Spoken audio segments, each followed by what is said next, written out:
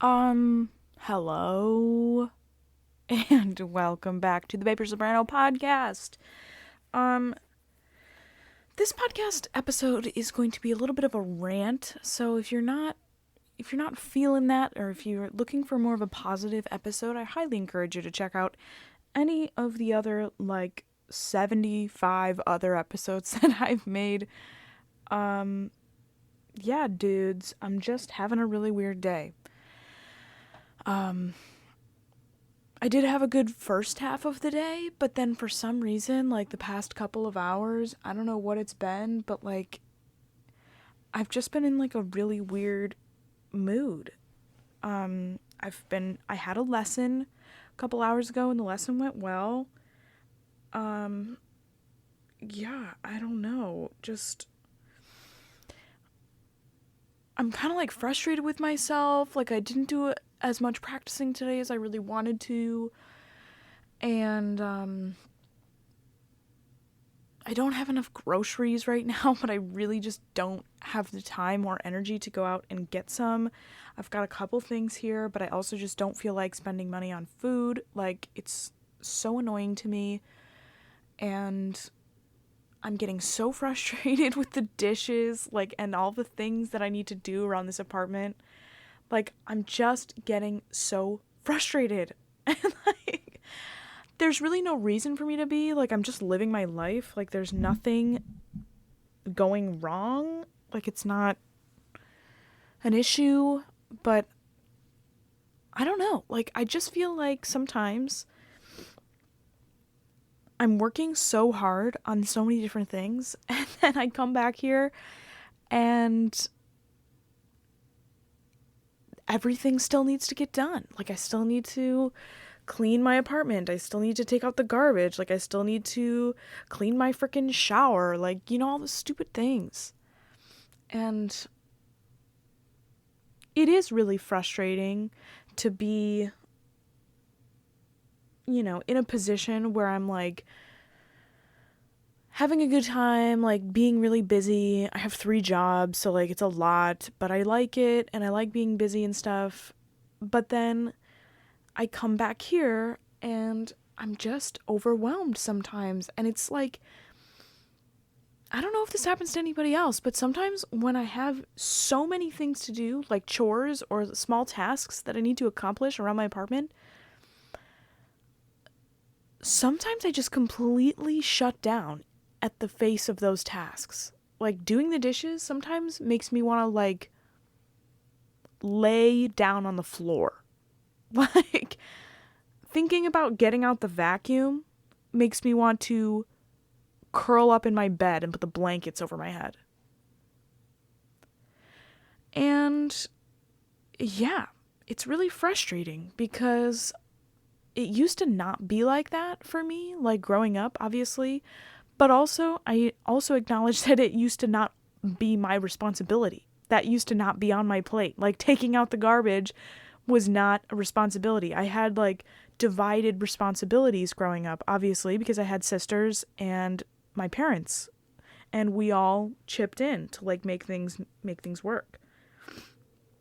But yeah, it was just it really irritated me today. And if this is something that you take for granted, if you live with your significant other, or you live with your parents, or you live with roommates who do things for you, girl, you better show some freaking appreciation, because this kind of thing, if you do not live with anyone, is just all your responsibility, and you are literally responsible for everything, which honestly I kind of love in a way. That a lot of the time, 9 times out of 10, I love the fact that I get to do whatever I want with this apartment. I get to, have control, and I get to have ownership over the decisions that are being made around these parts. But sometimes I really envy people who get services for them, and they get things done for them, which I know is not good, because I don't want to be an envious person, but I sometimes get really frustrated at that. Like, if you live with a significant other who, like, cares about you and cares about your happiness and understands that, like, if doing the dishes is your freaking love language and they do them for you, that's amazing. And, like, what a treasure. Even just having somebody, like, make you a meal or, like, make you food or, like, bring you food or something, that is such a relief sometimes. So, yeah, I'm dealing with a little bit of frustration right now because I feel like on top of all of the things that I need to do, on top of practicing, on top of learning this freaking opera, on top of, like, teaching all these students and, preparing for my church job on the weekends, like, on top of all that stuff, I have to do all of these chores by myself. And it's just so disheartening sometimes. It's frustrating. And I feel like I don't really ever complain about things like this because I don't really ever have any complaints. Like, I'm very self-sufficient. I like to be independent. I like to do things. I like, honestly, sometimes I even like taking the hard way because sometimes I like the extra grit. I like the extra effort. And I know that sounds ridiculous, but I'm thinking specifically about my laundry. Like, I have a hand crank laundry machine and I do really small loads every day. Like, I do small loads of laundry and I crank them in this crank laundry machine with, like, hot water and soap, and I crank it in there for, like, it depends on what it is, but anywhere from, like, 15 minutes to, like, a half hour of cranking this thing. And, I have a good time doing it. Like, I have a good time listening to podcasts or watching little things on YouTube or whatever. And I enjoy that kind of activity because it's, like, it's something to do. I like that. And then I, like, rinse them out, and it's a whole big process. Like, I wring them out, I rinse them, and then I hang them, and then I have to fold and do all the other ones that I did the day before. So it's a big process, but if I take all of that, and I take the dishes, and I take the floors, and I take all my plants, and I take all, the food that I have to make for myself, and, like, it just kind of piles up and creates this whole, like, other existence that's, like, really frustrating. And I can so relate to people who cannot bring themselves to do these types of things. Like, I get that so much. I have been in the position where I cannot get myself to wash a dish. I cannot bring myself to go outside and walk 10 steps to the garbage can and take out the trash. Like, I have been in that place, and it is infuriating because you're sitting there and you're, like, doing something else, or you're procrastinating with another task, and you're like, why can't I do this thing? Why can't I just do it? Just stand up and do it. Just get up and do it. Why can't you do it? Like, and you're so battling internally with yourself.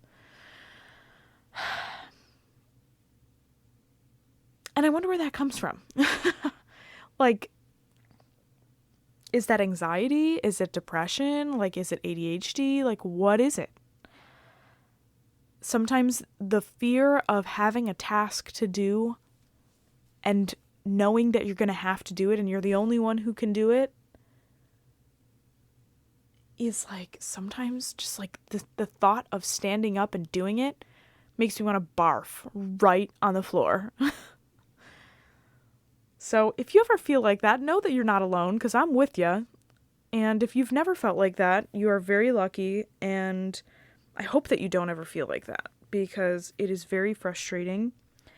And I have dealt with that as a young adult more than I have as a teenager or a child because, as I explained before, like those things just didn't present themselves to me. But I do know that other people have dealt with this kind of feeling as a teenager, like thinking about getting up and going to school, like made some people that I know, like my very close friends, some of them like absolutely couldn't stand getting up for school or like handing in assignments or starting an assignment. For me, that's never the case. I don't dislike school or schoolwork.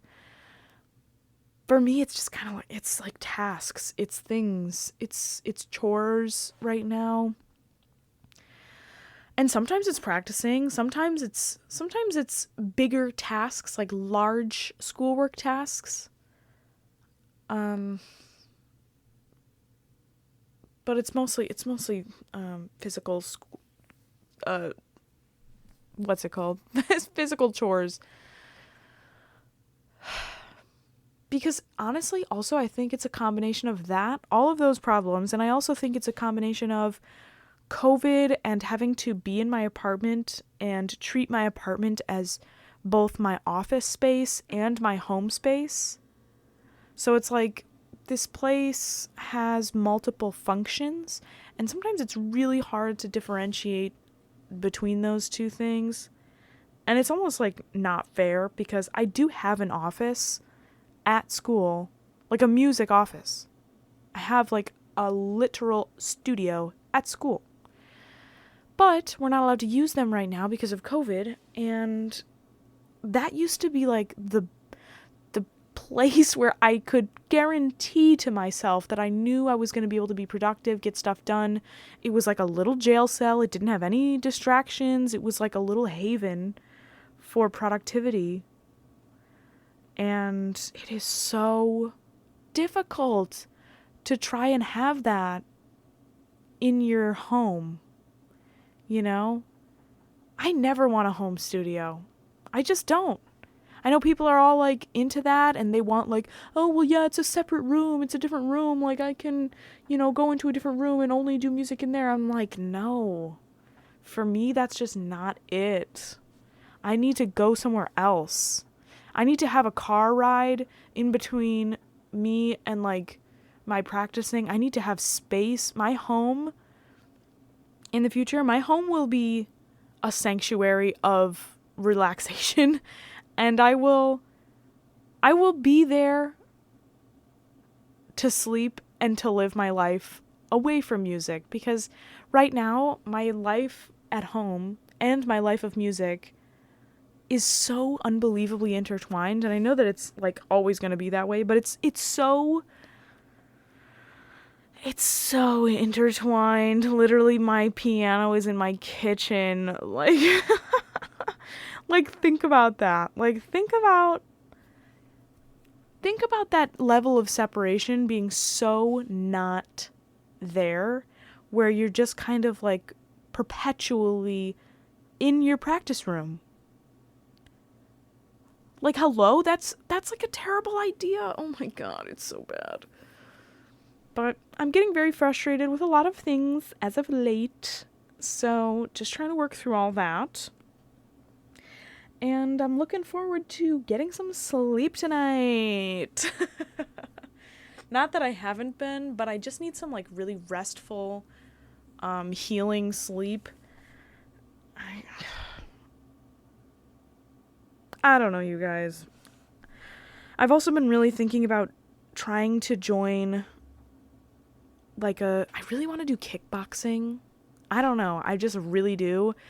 For any of you guys who don't know me and you're listening for the first time, like, I'm a martial artist and I have not been able to practice martial arts for a while. I just recently, in the past couple of years, got my 2nd degree black belt, but I feel like a poser and a phony because you're only as good as, like, your current situation, and your girl has not done much practicing of martial arts in a long time. So I really want to get into kickboxing. I think that would be really cool and fun, and I'm looking for that community aspect as well. I want to learn from other people. I think that that's the best way to learn. I feel like people who isolate themselves to learn you have to be a certain level to isolate yourself to learn. Like, if you're a master teacher, or if you're a master of something, like, for real, like, you've been practicing something for decades. You've got your, whatever they call it, 10,000 hours. If you've got that level, go ahead, isolate yourself. But when you're young, like, if you're under the age of 35, there is no way that you've got 10,000 hours in yet. You've got to learn things from other people. Like, I am convinced that you need to get your butt out there and, like, experience people. Because, like, it's just, you learn so much from other people's experiences. They tell you what they've gone through and you're like, all right, yeah, cool. And then you turn around and somebody else tells you the complete opposite. And it gives you perspective. It gives you so many things. And, like, these people who, I'm not saying I know a ton of people like this, but I definitely know some people who think that being good at something is just like you locking yourself in a cabin for 3 weeks. And, like, after that 3 weeks, you're going to come out, like, transformed, or, like, you're going to go somewhere and, like, take a bunch of drugs and do acid or do mushrooms or something crazy, and you're going to just, like, be better. Like, that's just so not how it works. It's so frustrating to me. Because it's like, you see these people who try and be better at things, or they see their idols who, like, unfortunately, like, fall victim to drugs and alcohol, and, like, they become these outcasts, or these I don't want to say hermits, because that's not really how it is, but, you know, a lot of the greats have a lot of great issues, and I think it's really bad to like, glorify their problems as the way that they got successful, as opposed to all of the people that they knew, all of the, like, interactions that they had, all of the people who they stood on their shoulders to get to where they were. And then their own personal shortcomings happen to be, like, addiction or whatever. People glorify drugs and alcohol in the music world so much. Like, rock stars and jazz musicians and even classical musicians and classical singers, opera singers. You know, they be smoking packs a day back in the day. You know, they're smoking cigarettes, they're drinking all the time. Like, people were not messing around. So it's not just one field. And I get really frustrated, you know, at the whole, like, oh, you just have to, like, lock yourself in a room and practice for hours and hours and hours. It's like, you do need that. You do need a lot of practice. But you do not need to lock yourself in a room. You're not going to have any music to make if you're staring at a blank wall. You're going to have some really, really problematic, like, mental things happen to you after that. Like, and I don't care. I literally do not care that people like John Coltrane, like, claim to have had a, like, mental revolution after, like, detoxing from heroin for 3 days, locked himself in a room and told himself to write an album and whatever. Like, yes, that's one circumstance where somebody created something out of a terrible situation. But, like, do you really think you need to go through that specifically to, like, have success? And if you do, then, I mean, I guess I'm not anybody to stop you. Like, who am I? But damn, dude, I would never want to have to go through that. I would never want to have to lock myself in a room to prove something to myself. I don't know. Do you guys know what I mean? Like, these are the inner workings of my mind. When I start thinking about stuff like this, I get really frustrated at the whole idea of an artist, like, starving artist or like, tortured soul artist. Yeah, we're all pretty tortured, but not in the way that, like, people really think. You know? I don't know. I'm very very passionate about this because I had been very close with a bunch of people who thought like this, and couldn't see it their way, because I think that those people deserve better and they would get more from, not idolizing problematic things like addiction and isolation. So, moral of the story is we all need therapy. Oh, yeah. Anyway, I don't know where this really started, but here we are. It started because I'm frustrated, and here I am, still frustrated at the end of this conversation. Oh, Lord. Okay, well, here we are. We're going to do our minute sketch of the day. I had a conversation with a friend today about Stephen Foster, and if you listened to yesterday's episode, you'll know why I had a conversation about Stephen Foster today. If you didn't hear that episode, go take a listen. But today, we have on our segment, Minute Sketches of Great Composers, we have Modeste Musorgsky. I'm so bad at pronouncing Russian names. Oh my god. So his subtitle is A Russian Realist. Okay, here we go.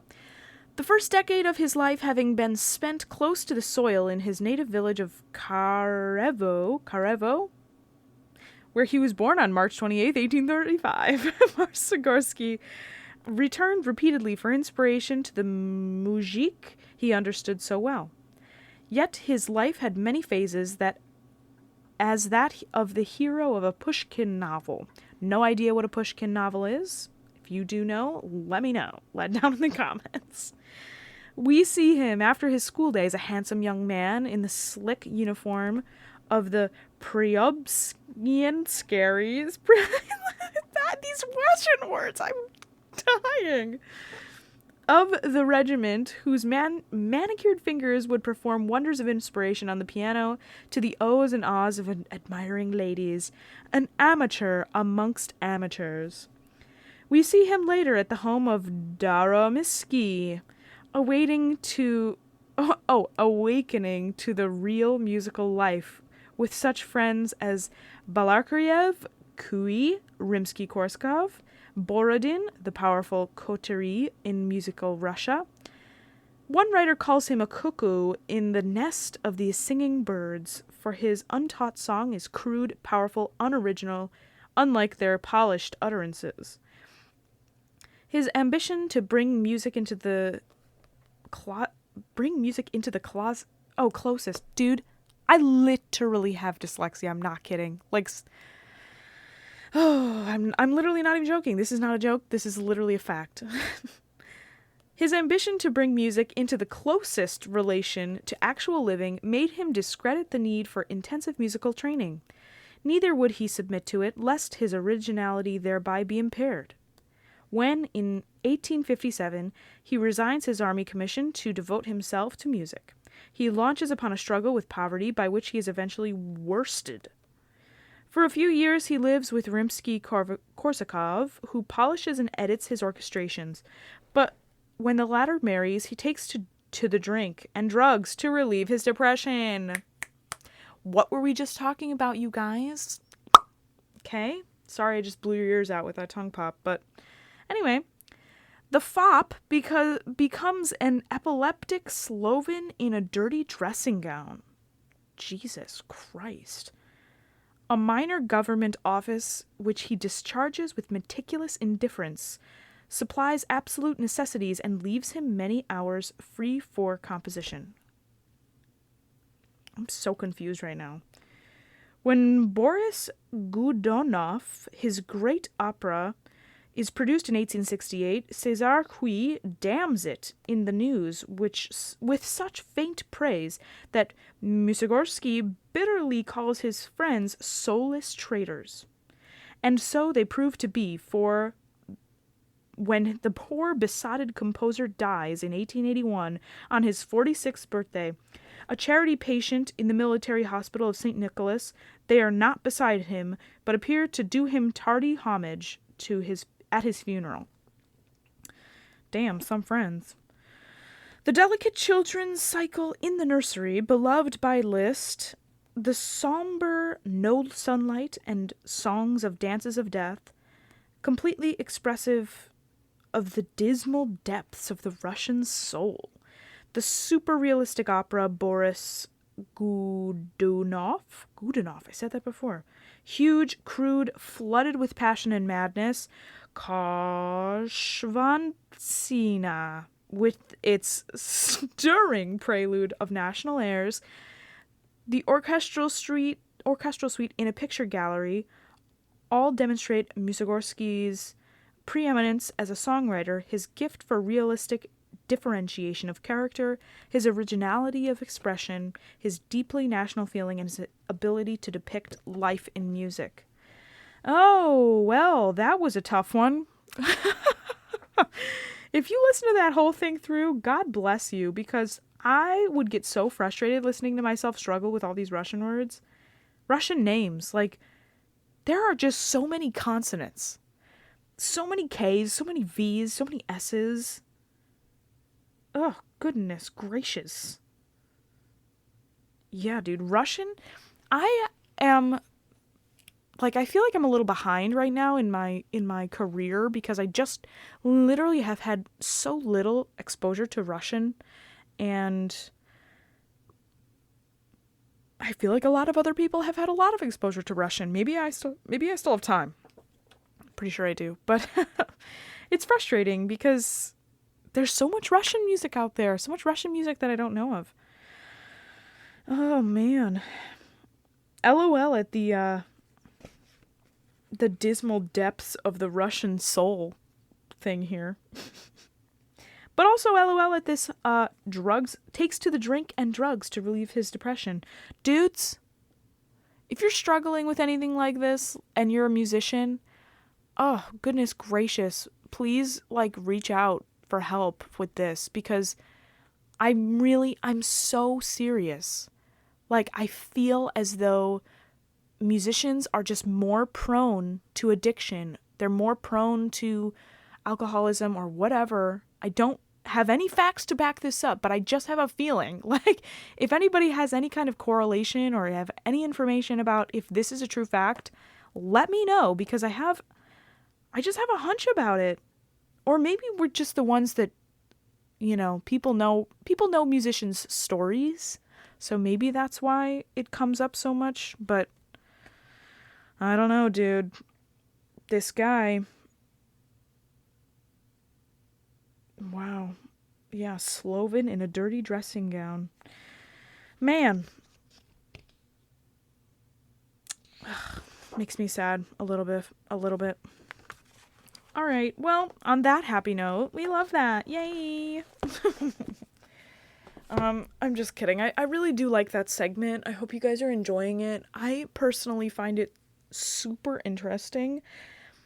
I like learning about people. I like learning about their lives. I like interacting with people. I just like stories, you know? I like stories, and I like, I guess, drama. Like, I like drama. Obviously, I'm in opera. Like, that's my career path. My field is music and music for the stage, like operatic music. And, yeah, learning about composers is really interesting to me, because I think a lot of the times when you're young, you know, when you're a kid or when you're a high schooler or whatever, you have this idea of composers and you have this idea of people who write music. And a lot of the times we don't really equate that person with anyone who we could relate to, or anybody who's actually like a real human. It's very far removed, and I think a lot of the times, like, it can be really freeing and really humanizing to understand that these composers are people, and they were people, and they've got problems, dude. They've got things. They've got triumphs and pitfalls just like everybody else. Like, it's really interesting to me. It's fascinating. It kind of, like, I literally get the same feeling, like, reading about, like, a composer, like, little tidbits, little facts. Like, I get that same feeling as, like, when I used to watch How It's Made. You know that one show that they show you, like, how I don't know. They show you how like toilet brushes are made, or they show you how like rubber gloves are made, or something silly like that. But like, I'm like, oh, really? Oh, I didn't know that. Oh, okay. Yeah, fun. Thank you. Okay, great. Like, that's how I get reading these minute sketches. So I hope you do too. I hope you like that little segment. If you don't, let me know. But, you know, I don't know.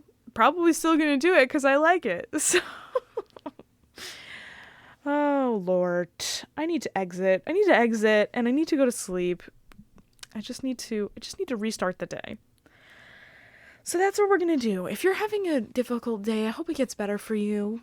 This, of course, has been the Paper Soprano podcast, and I appreciate you listening. If you like this podcast, you can subscribe, like, comment, whatever you want to do. I hope you have a wonderful morning, afternoon, evening, or night whenever you happen to be listening to this. And yeah, thanks for being here. All right, people, I gotta go, and I love you, mean it. Okay, bye. Yeah.